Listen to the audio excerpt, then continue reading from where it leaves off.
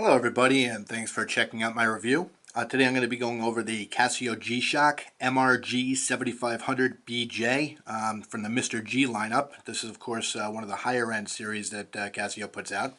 It's got a titanium metal that they're using on it. It's much lighter than stainless steel, but the problem with titanium is it tends to scratch a lot easier than stainless steel.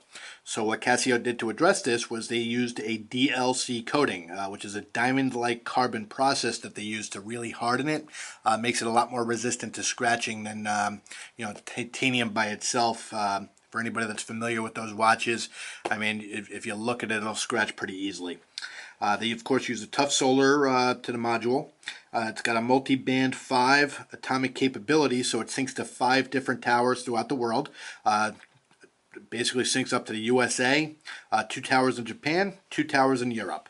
It's got a gunmetal color to it, sapphire crystal with anti-reflective finish on the inside, stainless steel marker accents, so it's got a nice polish to it, so when you're kind of moving it around in the light, you'll notice the textures on the dial itself, along with the polish hitting the dials. It looks like a very classy version of what they'll normally tend to put out there. Surprisingly, the lume is really pretty impressive. It does last for quite a few hours. I think that they should really look into using this coating on a lot of the different analogs that they put out there, because anybody that's familiar with the typical Casio lume jobs that they put out there, it really doesn't last that long and it's fairly weak. So this definitely bucks that system. Now you'll notice that they used a gunmetal coloring to the watch. It's got a nice rugged look to it. You'll see on the back they use the 4 screws, but they use it with the titanium backing on it. So it is nice and strong. I don't think that you're going to tend to have any issues with water getting into this at all. It's got kind of a textured back to it as well. Titanium bracelet, of course, which is very comfortable. It's got a lot of links, so it'll tend to conform to the wrist a lot easier. So it does make it a lot more comfortable than your typical bracelets that have less links, if you will. Now, the clasp on this also has a locking feature, so you don't find that you don't tend to find that on a lot of watches. Period. And it just locks it in place, so this way it doesn't come undone for any reason. Now, the buttons, as you'll notice, it's got the same finish as the case. It's got a nice neural texture to it. Like I said, it's got a kind of a rugged look, but at the same time, it's got a classy look. So it'll kind of go with any type of dress according to what you wear during the day. It's got 3 sub-dials. You have the 24-hour sub-dial at the 9 o'clock. You have the second sub-dial at the 6 o'clock, and at the 3 o'clock you have your modes, and of course you have a chronograph hand that goes around with either the settings that you're putting into various modes or the actual stopwatch feature. Now, getting into the modes on the watch, if you press the first mode button, it takes you to the world time.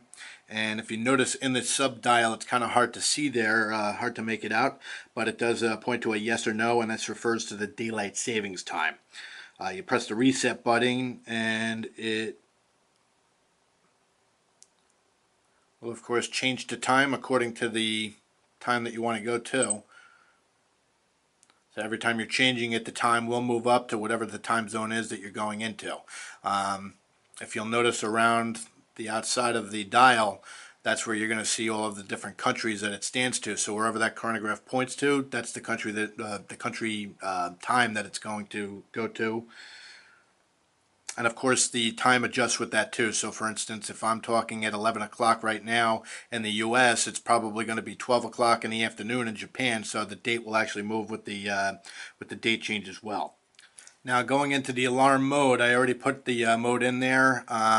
It's showing that the alarm is set to go off at it appears 7:50. So if you want to change the alarm, first of all, by pressing the set button, you're going to be able to set it to on or off. And if you want to set it, it's a pretty easy thing to do. To move the hands forward, you just press the bottom button over here, and you can actually set it backwards as well. If you long press it, you'll see that it'll move by itself until you get where you want it to be. Same thing with moving forward. And once you have the alarm time set that you're looking for, press the adjust button once again to turn the alarm on or off, and then mode button again to get back into whatever mode you're looking for. As you'll notice, the hands will adjust to the current time setting as I'm in the regular timekeeping mode again.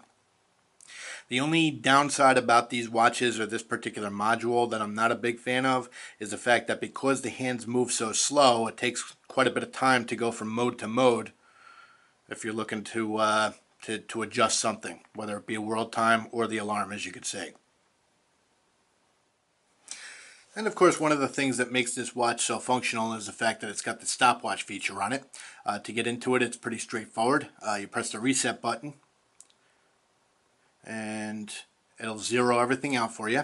You press the start stop button and the chronograph hand moves. It stays right on the markers too, right around the dial. It moves in 1 second increments, and of course the bottom on the dial at 6 o'clock sub-dial, that goes in 1/20th of a second readings for you.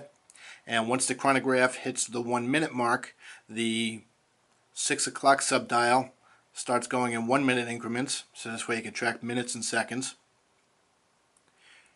And to stop it, you just press the start stop button. And to reset, of course, you press the reset button. It zeroes everything out again. And to get back into regular timekeeping mode, press the reset button once again. It beeps and it goes into regular timekeeping. So overall, it's a great watch. Just to give you a quick wrist shot there, it's a good size to it.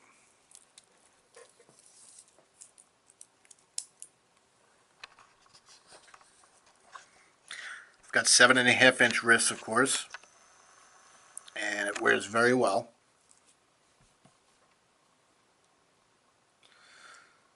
Like I said, it's an attractive watch. It's versatile in regards to what you can wear it with. It could easily be an everyday watch.